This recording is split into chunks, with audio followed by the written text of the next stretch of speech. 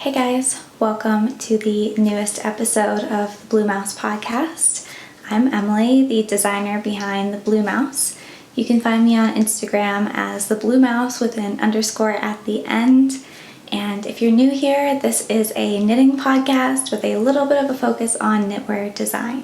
Thank you so much to everyone who has newly subscribed and to those of you who have stuck around since the beginning. Thank you so much. I really appreciate all the support and just welcome to all of you. It's really fun to be able to have this podcast and to have a little bit of a dialogue with you in the comments and on Instagram, and also to be able to watch other people's knitting podcasts. And I know it's not quite the same as having a face-to-face conversation, but it just kind of immerses you in the knitting world and creates this really amazing community aspect. The first thing that I have, sorry for the crinkling, is a bag of yarn. So I won a giveaway in, I think it was like the second week of December. So it was quite a while ago, and I won it from, I think it's Nairi Knits is her Instagram handle. She was doing like a 12 Days of Christmas giveaway or something like that, and she partnered up with Argyle Yarn Shop, which I believe is in Manhattan. It might be in Brooklyn, New York. They were giving away a sweater's quantity of Quince & Co. Owl. So this is, I believe it's a worsted weight. It's 50% wool, 50% alpaca, and it has 120 yards. And I believe this is the color Barred. I don't know if you can see the hairs that are coming off of it, but it has these really long hairs coming out of it, which I think is pretty common with alpaca. I don't wear alpaca very often, but I'm thinking about knitting this up into a cardigan. I have about 1,200 yards, and it's a worsted weight, but could probably be knit up either in a DK or an Aran. So any of those three options. If you have any suggestions, I'd love to hear them. There was one that I was looking at. It's in, I believe, line issue 4. So this was the winter spring 2018. Let me see if I can find it. Here it is. I believe it's pronounced Morgan, and it's this cardigan. I really want to knit something that's top down and a cardigan because I don't have any cardigans, and I really just prefer the top down method way more than anything else. I love this magazine, by the way. I don't know if you guys have checked it out at all. I only have 2 copies, but I absolutely love it. The way that the paper feels and the photography and the stories. It is just so well done. Alright, it looks like that might be the only photo of it in the magazine, but I'll link it in the show notes so that you can check it out on Ravelry. Anyway, that's just kind of what I was thinking about with this yarn. It's this really gorgeous chocolate brown, and I don't really have any seamless cardigans. So I have a couple cardigans that are seamed, but it was before I knew anything about short rows, so they don't fit quite as nicely as one that has short rows and shaping in it. That's my next goal, at least, is to make a cardigan following a pattern, because I don't think I've ever done that, following someone else's pattern. It's a really good learning experience if you're a designer or a knitter in general. It's really great to learn from someone else's style and their knowledge and techniques when following a pattern. That's all I really had in acquisitions. Let's get on to whips because there are quite a few to get through. So the first one is a new design. So let's see how well I can show you. I'll start with the swatch because it has the most interesting detail so far. And if you follow me on Instagram, you've probably already seen this because I shared it in my stories. This is what it looks like. It's a brioche swatch. This is the right side and this is the wrong side, which I almost like better. I can't quite decide. What do you think? Right side or wrong side? So the plan is to make a cowl that is shaped so that it starts a little bit closer to your neck up here and then widens as it goes down, so that you don't have it draping in the front when you're wearing it, or at least draping as much. So that is what I have so far. I have that part of the cowl done right here, and it's on the needle, so it's hard to tell that it stretches out more the further you go down. So I've split the cowl into a front piece and a back piece. So the front piece is on my needle and the back piece is on scrap yarn. So it doesn't sit quite as well as it will once it's fully finished. But here's kind of how it sits so far. There's a little bit of ribbing here. And then there's like this faux garter. There's a specific like sequence I do to get kind of the garter look. And so I'm actually really happy with how well this is sitting on my neck. It's not too tight where I feel like I'm choking, but it's definitely not gaping and leaving a lot of room for air to go in and kind of defeats the purpose of a cowl in my opinion. So it gets a little bit wider as you get down, and then I've split for the front, and the plan is, where'd that swatch go? The plan is to have this in the front. So it will so it'll split like I said, and then you'll have a flap in the front and a flap in the back. So the plan right now is to have the front look like this, and the back will be the reverse side. So it becomes reversible. So if you want the side with the mohair as the dominant color in your brioche, or whatever yarn you use to make it, you'll have that on the front, and if on a different day you're feeling like you want the other side, you just turn your cowl around and you have a different look. So I used, I forget exactly what the name is, I'll link it. This is Wool in the Gang, and it's their mohair, but it's a worsted or an Aran weight, I forget. But you can tell that it's very thick. So I'll show you an example. So here's lace weight mohair, and here is the like worsted weight. They're both caked up pretty tightly, but you can tell the difference in the yarn weight. Here, let me show you. So you can tell how much thicker the Wool in the Gang one is, which is good. I actually bought some of the thin mohair to pair with this DK weight, which is the dark gray, but it just looked awful. I wanted to do brioche like this is, but doing one lace weight and one DK weight in brioche didn't look right. So I luckily had this just languishing in my stash, and I didn't realize that it's a thicker weight mohair. So it's almost like a DK weight, and it works up in brioche so perfectly. So again, this will be kind of the flap. You can get a feel for how this is gonna look. And the purpose behind this kind of cowl is that when you wear it with a coat, it keeps you warm, but you can also just kind of take it off and it keeps you warm, but it also has this decoration in the front that looks really cool and will keep you warm, especially if you choose to make it with mohair. So mohair will keep you so well insulated. So it'll be probably a little bit longer than this, but that's kind of the effect that you'll get. I am really excited about this. It's been a really long time since I've been able to just kind of let loose with my creative freedom and design whatever I wanted. This will probably be out in a few weeks. I actually had almost an entire panel finished today, but I forgot to switch needle sizes. So this is worked in a larger needle size to give it a better drape and so that it just kind of slouches like this. But the brioche is knit in a couple sizes smaller. So I had almost this entire like repeat done and then realized I had to rip back. So a little bit frustrating, but it's such a fast knit that I don't really care. And one of the things that I wanted to note is that if you don't want to use mohair, you don't have to. I know that it's a little bit hard to find this weight of mohair because not everyone sells it. Most people sell lace weight mohair. So you can use anything that gives you the same gauge.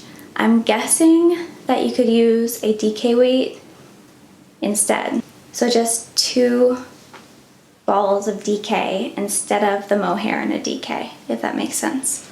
I love this. It's so fast and cozy, and the brioche is really easy. It's very, very simple. It's just a simple increase and a simple decrease apart from the normal brioche pattern. Anyway, that's one of my more exciting whips that I cannot wait to finish and show you in the next podcast.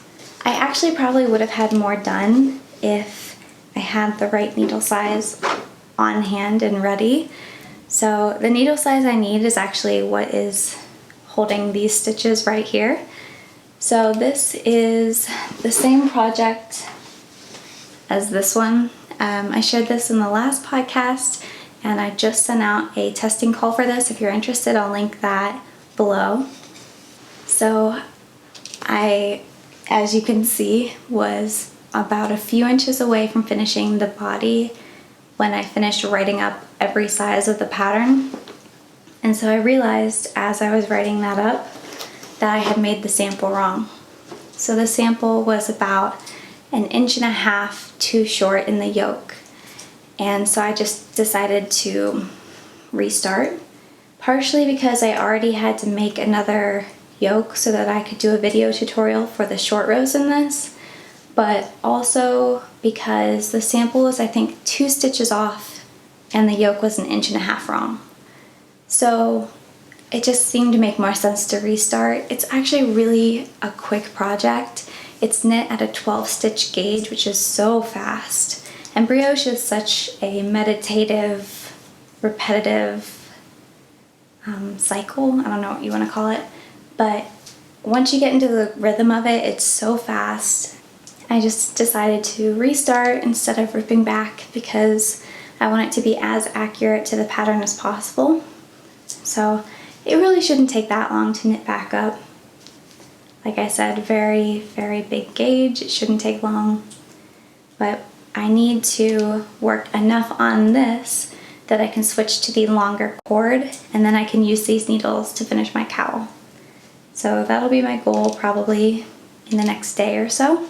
The next project I'm working on is another new design, also including mohair. I haven't had a chance to really work with mohair at all, so I'm really, really excited to.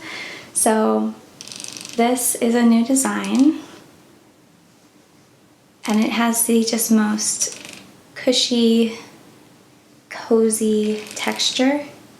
It's knit at a pretty loose gauge, and mohair is so soft. I've never worked with mohair before these 2 projects that I can think of.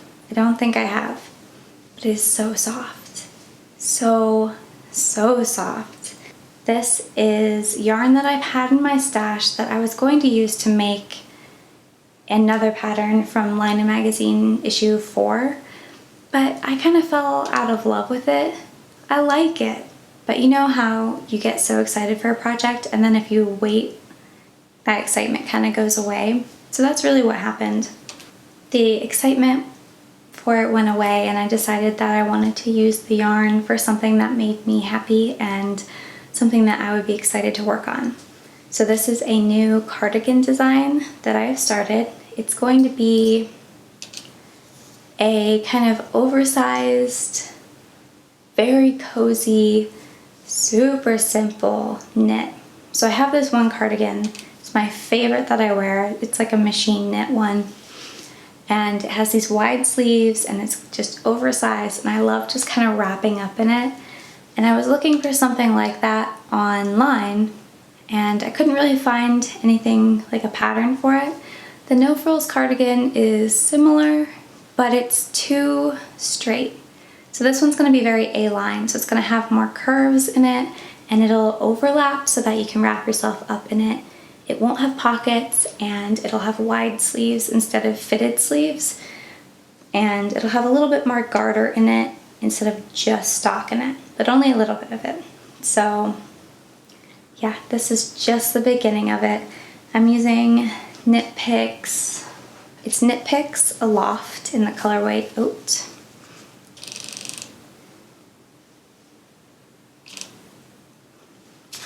So it's a very affordable mohair.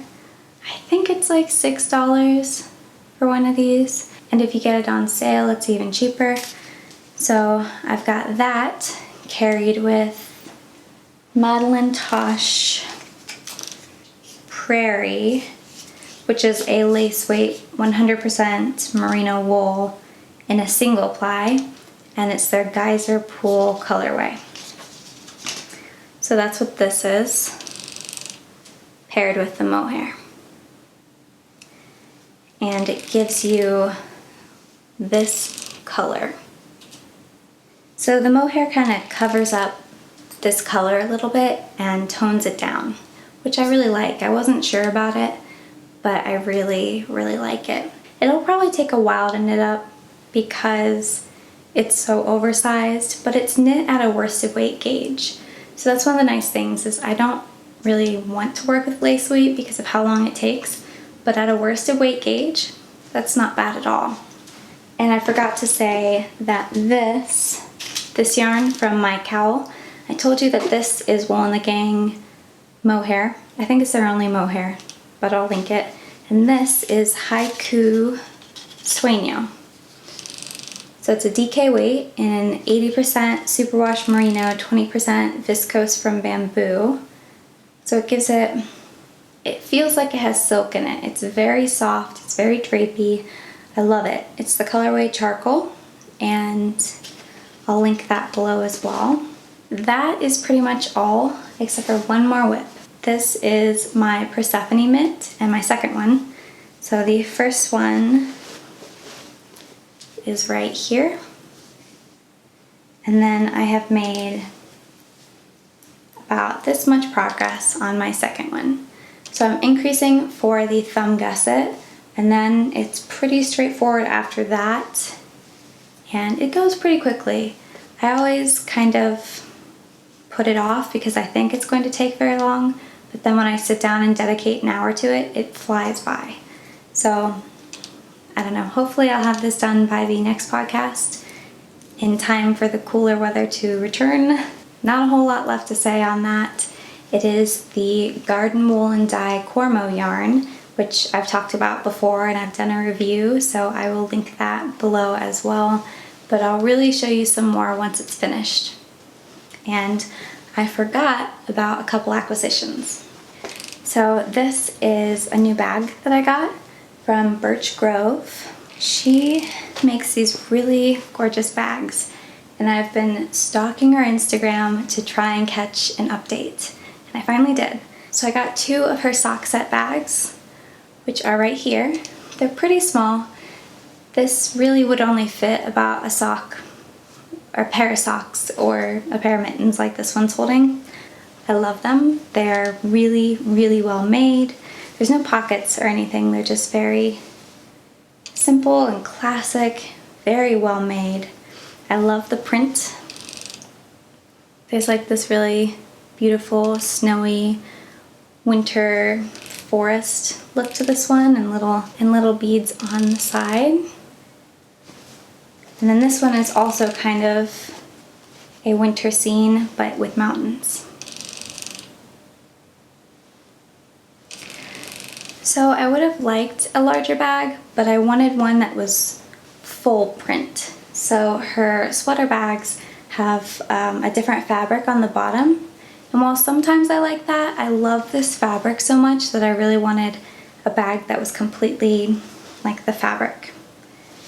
So I got these and I'm so happy with them. Could not be happier with them. Very good price, very fast shipping. They're wonderful. I love them. I will definitely be purchasing from her in the future. So now I just have 3 finished objects for you. So last week I had just either swatched for this or started it. I think I just swatched for it. But this is the Tam Attack hat by Shannon Cook. And I forget the exact yarn. I talked about it last week and I'll link it below. But this is it. It has these really cool kind of like slipped bars on the front of it. So I did not match gauge, which I think I said last week. I was like 3 stitches off. So I made the larger size to kind of compensate, and it is plenty big. Like I probably could have made the normal size and been fine, but I like it a lot. I'll put it on to show you. So this is what it looks like. I really like it. I made it less slouchy than the pattern called for because I'm not adding a pom-pom, because the person I'm gifting it to doesn't really seem like the type that would wear one with a big pom-pom on it. So yeah, just kept it simple, made it a little bit shorter, and yeah, I love the way it came out. It's a really easy pattern, a very, very quick pattern. This took me over the course of a weekend, just a few hours to finish. I love it. The yarn is really soft. The fit is great. Yeah, I couldn't be happier with this. Can highly recommend this pattern. I will be making more in the future. And then the second finished object is my Birds and Ships cowl by Caitlin Hunter, which is this right here. I think it's worn this way. I think with the ribbing on the bottom. But here it is. I used this really gorgeous yarn. It's got garter sections and then lace. So I'm very, very happy with this. I blocked it, and you know when you block something and you lay it flat, and usually when you pin it, which is what I did, you get kind of a fold line. I usually like to stick a couple water bottles under it so that it curves on the edges. So I would stick 2 water bottles in it on the sides like this so that it doesn't get those lines, but I didn't have any. I will just steam that, and it should get rid of that ridge because I'm gifting it tonight. So that's what this is. I will show you how it looks on. It's a bit small for my taste. Like I usually like big scarves, but if you like small scarves, this is kind of perfect for that. Let me see, it's not sitting exactly how I think it should. But yeah, here's how it looks. So yeah, it's just a small kind of bandana cowl because it's longer in the front than it is in the back. And the pattern says to add a tassel here, but I'm not a big tassel person, and I'm gifting it to my mom, and she's definitely not a tassel person. So I will not be adding one.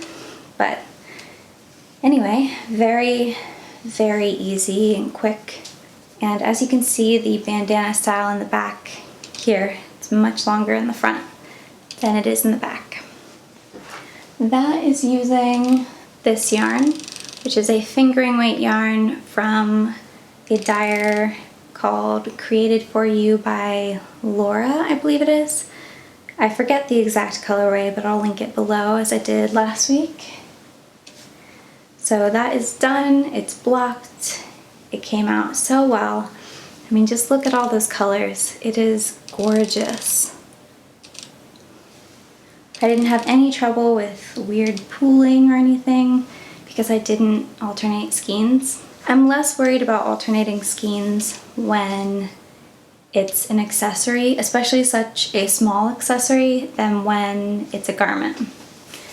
So finally, my last finished object is my Barkline shawl by Joji Locatelli. So this thing is huge. Maybe I can pull out the camera and show you. But I absolutely, absolutely love it. Look at those sharp corners that you get from blocking. So when I hold it up this way, you can see them a little bit better. And that comes from aggressively blocking. So I took like these sections and I pulled this corner down pretty far so that you could see the yarn overs open up more. And if you look at the sample that Hohi has knit, that seems to be what she's done. So that's one of the beauties of wet blocking a project, is that when you wash it and it's wet, you can totally kind of manipulate it to look a certain way that you want, if your gauge has enough give. So I knit this at a pretty loose gauge, so I could kind of manipulate it pretty easily. So this is just a really gorgeous shawl, and the yarn is made with wool and silk. So it's really soft, and the drape, if you know anything about yarn with silk content, you can imagine. But I'll put it on so you can see. It's just very, very gorgeous. You could just see how gorgeous that is.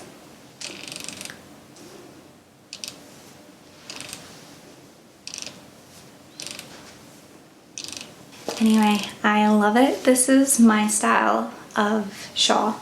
I love ones that you can just kind of wrap up in, and they're super cozy and full. I feel like they keep you so much warmer, and I just love the look of them. I really, really do.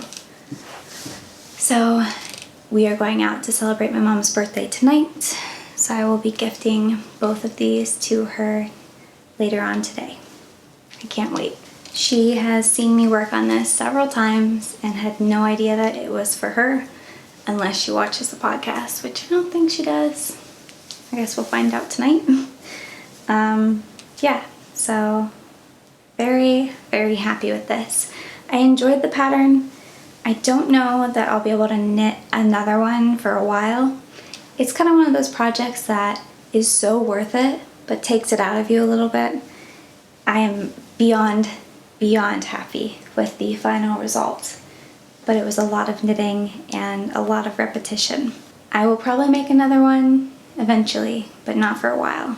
That's all I have to say about this. Gorgeous, love the yarn, it feels amazing, the pattern is awesome. Not something that I personally can knit 100 of, but I will definitely be making another one in the future at some point. That is probably my favorite shape to wear. I really love the triangle shawls. My Snowy Pine shawl is similar to that. It's kind of more like a diamond, which is weird to explain, but it was before I knew much about shawl shapes, so it accidentally turned out to be a diamond, but I love the way that it fits so much that I kept it that way. So anyway, I will definitely be making and designing more triangle shawls in the future. But that is all of the knitting content. If that's all you're here for, then thank you for sticking around, and I will see you hopefully in the next episode. So there's not a whole lot to share in the past week or so. I was really sick about 2 weekends ago, and that carried on into the week, so I had a very hard time kind of staying on top of work for those few days, because it's that kind of sick where you just feel so awful you can't even really think straight. And then to make it worse, the medicine that they put me on made me very dizzy and nauseous, so much so that I couldn't even sleep one night. It was so bad. I was just holding like a bowl, just ready to hurl. I didn't, but it felt awful all night. So they switched up my medicine, and that really helped.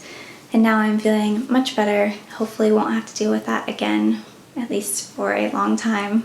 That was the bulk of my week. And then I finished working on this sweater right here, and that is off to testers. It's still open if you are interested in testing. I need a few more sizes if you're willing, and yeah, it's a very easy, fast knit. As far as brioche knitting goes, it's not very hard. It's been a pretty quiet week. Other than that, we were just kind of recovering from being sick and taking it easy, and we had that polar vortex, so we were kind of stuck inside, freezing.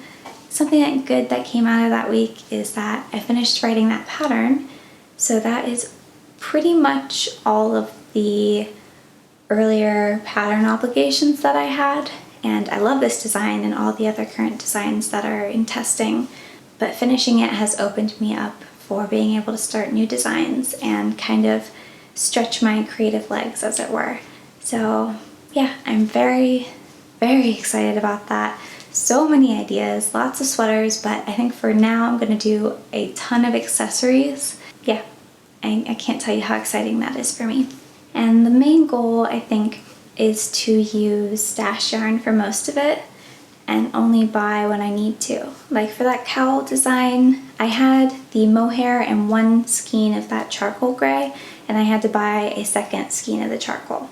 So I bought one but used two from stash. So that to me seems justified. Obviously that's not going to be a hard and fast rule. I will break it. But I would definitely like to cut back, which I say all the time, and I know everyone says it all the time, but I do want to be a little bit more disciplined with it. And yeah, so this week I'm going to be working on new things, and we are planning our trip to Europe. We're going to Germany, Austria, and Switzerland. So I'll be looking into all the places that we want to go and researching and kind of trying to see if we can plot out a trip basic itinerary, just kind of where we'll be each day. So that will be most of my week. I have to do some video editing, so editing for this podcast and editing a couple tutorials to go with that test knit and that pattern release. So yeah, there's not a whole lot else. It should be really good.